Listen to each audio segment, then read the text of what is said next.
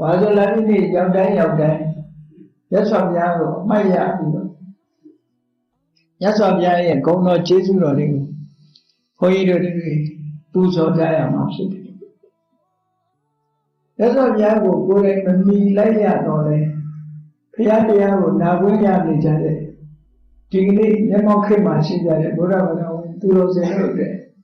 ကျေးဇူးအကြီးမားဆုံးသောပုဂ္ဂိုလ်ကိုဖော်ထုတ်ပြောဆိုပါလို့ဆိုလို့ရှိရင်မြတ်စွာဘုရားဟာထိပ်တန်းနေရာမှာရှိတယ်ပေါ့ဒါကြောင့်အနန္တ၅ပါးပြောကြတယ်လေဘုရားတရားတန်ခါဆရာမိဘလို့ဆိုပြီးအနန္တကျေးဇူးရှင်ဆိုပြီးတော့တတ်မှတ်ကြတယ်အဲ့ဒီတတ်မှတ်တဲ့အထဲမှာခုနလို့ဆိုတဲ့နေရာမှာမြတ်စွာဘုရားကဂုဏ်ကြီးချင်းပြည့်ုံရမှာကျေးဇူးတရားဟာလည်းမတ္တမကြီးမားဒါဖြင့်လေးရာရှိတယ်မြတ်စွာဘုရားကမိဘတဲ့ကိုများကျေးဇူးကြီးတယ်လားလို့ဆိုကြီးတာပေါ့မိဘကကိုကြွေးုံကြွေးနိုင်တာပဲလေကုသိုလ်အကုသိုလ်လို့ခွဲခြားသိဖို့အတွက်ကြတော့ဘုရားရဲ့အဆုံးအမရမှသိတာဟုတ်မိဘကကိုကြွေးုံကြွေးနိုင်တယ်ပညာသင်ပေးနိုင်တယ်တာမန်အဆုံးအမဩဝါဒတွေပေးနိုင်တယ်မြတ်စွာဘုရားကြတော့တန်တရားဝုကလွတ်နိုင်တဲ့လမ်းကြောင်းထိအောင်ပေါ်ထုတ်ပြတယ်အဲ့ဒီလမ်းကြောင်းကိုဘယ်သူပေါ်ထုတ်ပေးနိုင်မှာတော့မိဘကရောကိုသားသမီးကိုတန်တရားဝုကလွတ်အောင်ဒီလမ်းကြောင်းကိုဟောပြောပြသနိုင်ပါမလားမပြသနိုင်ဘူးဒီကနေ့ခေတ်နိဗ္ဗာန်လမ်းကြောင်းကြီးကိုဖွင့်ပေးနေတဲ့ပုဂ္ဂိုလ်တွေဟာမြတ်စွာဘုရားဖွင့်ထားတဲ့လမ်းကိုထပ်မံရှင်းပြရုံရှင်းပြနိုင်တာကိုလှုပ်တာမဟုတ်ဘူးဒီလိုဆိုလို့လေနော်ဘုန်းကြီးတို့တရားဟောနေတယ်ဆိုတော့ကိုတရားမှမဟုတ်တာမြတ်စွာဘုရားတရားကိုတဆင့်ခံပြီးတော့ဟောနေကြတာအလုံးဟောသမျှမြတ်စွာဘုရားရဲ့အဆုံးအမတရားတွေကြီးပဲဘယ်ပုဂ္ဂိုလ်ဟောမြတ်စွာဘုရားပိုင်တဲ့ပစ္စည်းကိုယူပြီးအသုံးချနေတယ်လို့ပြောရမှာပဲဒါကြောင့်မြတ်စွာဘုရားရဲ့ကျေးဇူးတရားတော်ဟာဘုရားဘာသာဝင်သူတော်စင်တွေတိုင်းမှာပဲဘုရားရဲ့ကျေးဇူးတွေကဆက်မကုန်နိုင်တော့ရှိတယ်လို့ကျေးဇူးတရားကိုသိတတ်မယ်ဆိုလို့ရှိရင်ဒီကျေးဇူးတွေဟာဘယ်လိုမှဆက်ကုန်ကြအကြောင်းမရှိဘူးပေါ့ကျေးဇူးဆိုတဲ့နေရာမှာနှစ်မျိုးရှိတယ်လောကလူသားတွေတစုံတစ်ခုကူညီဆောင်ရွက်ပေးတယ်တစုံတစ်ခုကျွေးမွေးမှုတွေစောင့်ရှောက်ပေးတယ်အဲ့ဒီကျေးဇူးတရားဟာလောကမှာလူတိုင်းပြုလွယ်နိုင်တဲ့ကျေးဇူးတရားများတာဖြစ်တယ်ပေါ့ဘာလို့တန်တရားဝုကလွတ်အောင်ဆုံးမပေးတယ်ကုသိုလ်အကုသိုလ်ခွဲခြားဟောကြားပေးတယ်ပြည့်ရှိတဲ့တရားနဲ့ပြည့်ကင်းတဲ့တရားခွဲခြားဟောကြားပေးတယ်ဆိုတာလူတိုင်းကျေးဇူးမပြုနိုင်ဘူးဒီကျေးဇူးကသိဉာဏ်ရှိတဲ့ပုဂ္ဂိုလ်မှာကျေးဇူးပြုနိုင်အဲ့ဒီကျေးဇူးဟာဘုသူကျေးဇူးလို့ဆိုဘုရားကျေးဇူးပဲမြတ်စွာဘုရားကိုမမီလိုက်တော့လေဘုရားရဲ့အဆုံးအမတွေကြားနာခွင့်ရလို့စိတ်နှလုံးအေးချမ်းမှုအ ਨੇ ဆုံးရကြတယ်နောက်ဆုံးမှာကိုယ့်ရဲ့ဘဝခရီးအတွက်မှန်ကန်တဲ့လမ်းကြောင်းကိုရှောက်လန်းနိုင်ခွင့်ရှိသွားရှောက်လန်းနိုင်သွားကြရှောက်လန်းနိုင်သွားကြသည့်အတွက်ကြောင့်ဘဝမှာအမခံချက်တွေရသွားကြဒီဘဝမှာလည်းစိတ်နှလုံးအေးချမ်းမှုတွေရတယ်နောက်ဘဝတွေမှာလည်းပဲကုသိုလ်ကောင်းမှုတွေလုပ်ကြရသည့်အတွက်ကြောင့်ဒီတဲ့ကောင်းတဲ့ဘဝမျိုးတွေနဲ့ကြုံတွေ့နိုင်တယ်လို့ဟောဒီကျေးဇူးတွေဘုသူကျေးဇူးလို့ဆိုမြတ်ဗုဒ္ဓရဲ့ကျေးဇူးတွေပဲဒီလိုဆိုအကယ်၍မြတ်ဗုဒ္ဓရဲ့အဆုံးအမမရဘူးဆိုရင်ဘယ်လိုအခြေအနေရှိမလဲခရစ်ခေတ်ကြည့်လေဗုဒ္ဓကိုမယုံကြည်လို့ဗုဒ္ဓကိုမကိုးကွယ်တဲ့ပုဂ္ဂိုလ်တွေရဲ့အနေအထားစဉ်းစားကြည့်ပေါ့မှန်ကန်တဲ့လမ်းကြောင်းပေါ်ရောက်ဖို့အမတန်မှဝေးနေတယ်တချို့အဆုံးအမမရတဲ့ပုဂ္ဂိုလ်ဆိုလို့ရှိရင်ဒုစရိုက်လုပ်ငန်းတွေကိုပဲလုပ်ပြီးတော့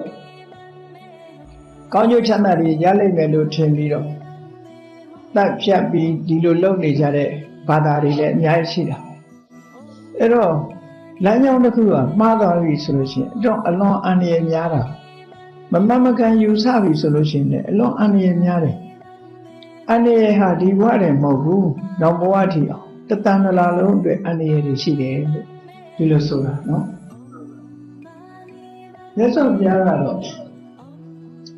အမြင်မှန်ဖို့ဆိုပြီးတော့ဆုံးမဟောတာ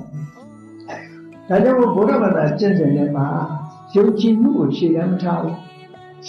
အမြင်မှန်မှုကိုရှေ့တန်းထားတယ်အဲ့ဒီ7ပါးအကျင့်တရားထဲမှာယုံကြည်မှုဆိုတာမပါဘူးယုံကြည်မှုနဲ့လုပ်တယ်ဆိုတာ တကယ်ကိုအစာကလေးပဲရှိသေးတယ်ပေါ့နော်သို့တော့တခြားဘာသာတွေမှာဆိုရင်ယုံကြည်မှုကိုရှေ့တန်းတင်ထားတာယုံကြည်မှုနဲ့လမ်းဆုံးနေတာ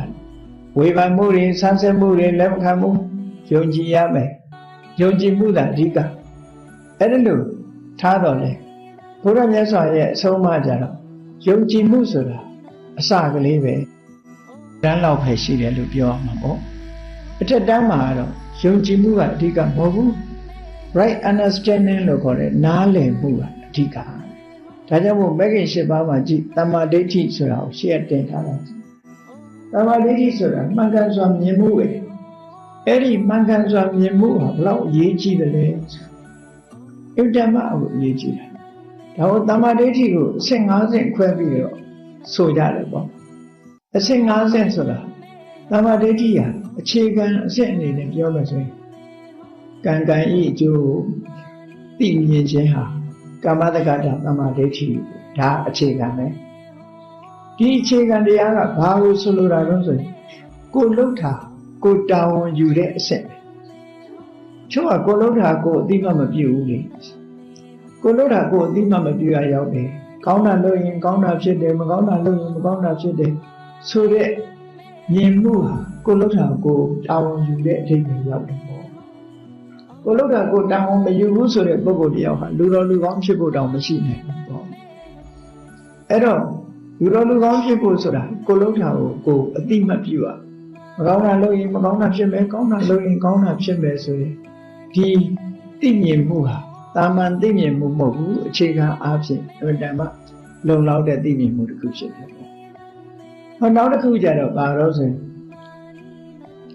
ကာမတက္ကတာတမ္မာဒိဋ္ဌိပြီးတော့တမာတိကျင့်စဉ်တစ်ခုကိုကျင့်လို့တမာတိစွမ်းအားဟာဘယ်လောက်ရှိတယ်လို့သိတာကိုယ်တိုင်ကျင့်ပြီးကိုယ်တိုင်သိတာကြတော့ဇာနာတမ္မာဒိဋ္ဌိလို့ခေါ်တယ်ဇာနာတမ္မာဒိဋ္ဌိနောက်တစ်ခါယုံနဲ့နမသင်္ခါရတို့ရဲ့မမြဲတဲ့သဘောထိုမမြဲခြင်းမှုတွေကမမြဲမှုတွေကဖြစ်မှုတွေကအမြဲတမ်းနှိမ့်ဆက်နေပြီးဒုက္ခပေါ့ကိုယ်ဘာမှမပိုင်ဘူးကိုယ်ဆန္ဒတိုင်းဘာတစ်ခုမှမဖြစ်ဘူးလို့ဆိုတဲ့အနတ္တသဘောတွေပိုင်ပိုင်နိုင်နိုင်သိတဲ့အသိဉာဏ်ကြတော့ဝိပဿနာတမ္မာဒိဋ္ဌိလို့ခေါ်တယ်ဒါလည်းအမှန်မြင်ခြင်းတစ်ခုပဲပေါ့နောက်တစ်ခါနိဗ္ဗာန်ကိုမြင်တယ်မြင်လိုက်တာနဲ့တပြိုင်နက်ဆရာကိလေသာတွေစိတ်ရဲ့အပူတွေကိုဖယ်ရှားပြနိုင်တယ်အဲ့ဒီအမြင်မှန်ကိုတော့မဂ္ဂတမ္မာဒိဋ္ဌိလို့ခေါ်တယ်အဲ့ဒီလိုအမြင်မှန်ပြီးကိလေသာတွေဖယ်ရှားပြလိုက်တဲ့အခါမှာအငွေ့အသက်ကျမ်းနေတာကိုထပ်ပြီးတော့ရှင်းပြထားကြတော့ဖလတမ္မာဒိဋ္ဌိလို့ခေါ်တယ်အားလုံးပေါင်းတဲ့အခါကျတော့တမ္မာဒိဋ္ဌိ၅မျိုးလို့ကမ္မတက္ကတာတမ္မာဒိဋ္ဌိတဲ့ဇာနာတမ္မာဒိဋ္ဌိတဲ့ဝိပဿနာတမ္မာဒိဋ္ဌိမဂ္ဂတမ္မာဒိဋ္ဌိဖလတမ္မာဒိဋ္ဌိအဲ့ဒီတမ္မာဒိဋ္ဌိတွေဘုရားဘာသာမှာအစဉ်အဆက်အမှန်မြင်မှုအတွက်အရေးကြီးတယ်ဆိုတာဘုရားဘာသာတရားတော်ရဲ့ထူးခြားချက်မြတ်စွာဘုရားရဲ့အဆုံးလောကမှာတဏှာဥစဉ်ကလွတ်ဖို့လို့ဆင်းရဲဒုက္ခတွေလွန်မြောက်ဖို့လို့ဆိုတဲ့ဒီလိုကြိုးပမ်းတဲ့နေရာမှာအမှန်မြင်မှုဟာအရေးပါတယ်ဒါကြောင့်တမ္မာဒိဋ္ဌိဆိုတာရှေ့တန်းတင်ပြီးတော့ဟောတာယုံကြည်မှုဆိုတာဒီလောက်အရေးမပါဘူးတဲ့နော်မှန်ကန်တဲ့လမ်းကြောင်းကိုရောက်လို့ယုံကြည်တာကအကြောင်းမဟုတ်ဘူးလွယ်လွယ်မမယုံကြည်မှုတွေကြတော့အကျိုးနစ်နာစေတိုင်းပဲပေါ့အကျိုးမဖြစ်ထွန်းတဲ့အပြင်နစ်နာဆုံးရှုံးသွားစေတယ်ဒီတချို့ဘာသာတွေကြည့်ဖះကိုပူဇော်တယ်ဆိုပြီးတော့တရားတွေတက်ပြီးတော့လဲချောင်းသွေးနဲ့ရစ်ပူဇော်နေတာကြတော့ဘယ်လိုရှိပါမလဲစဉ်းစားတာကြည့်ပါကုသိုလ်ထင်ပြီးလုပ်နေတာအကုသိုလ်တွေလေအဲ့ဒီအကုသိုလ်ရဲ့အကျိုးဆက်တွေဟာခံရအောင်ပါပဲတချို့အယူဆကြတော့ဒီဗြဟ္မဏတွေယုံကြည်ကိုးကွယ်မှုတစ်ခုရှိတယ်သူတို့ဘာလို့တော့ဆိုရင်ကောင်းကင်ဘုံကထာဝရဘုရားသခင်ကြီးဗြဟ္မာကြီးနဲ့ဆက်သွယ်ဖို့ဆိုပြီးတော့လူပြေမှာရှိတဲ့မီးကိုတောက်အောင်လုပ်ပြီးတော့မန္တန်တွေရွတ်လို့မီးထဲမှာထောပတ်တို့စီတို့လောင်းပြီးတော့မန္တန်ရွတ်တယ်မီးပူဇော်တယ်လို့ခေါ်တယ်မီးကိုရှိခိုးတယ်နော်အိန္ဒိယနိုင်ငံမှာဟိုရှိတော့ကဒါခေတ်စားတယ်ပေါ့မီးပူဇော်တာအမှန်တမ်းမှတရိုးတူမီးပူဇော်တာဆိုတာဘုရားမီးပူဇော်တာလို့မထင်နဲ့နော်မီးနဲ့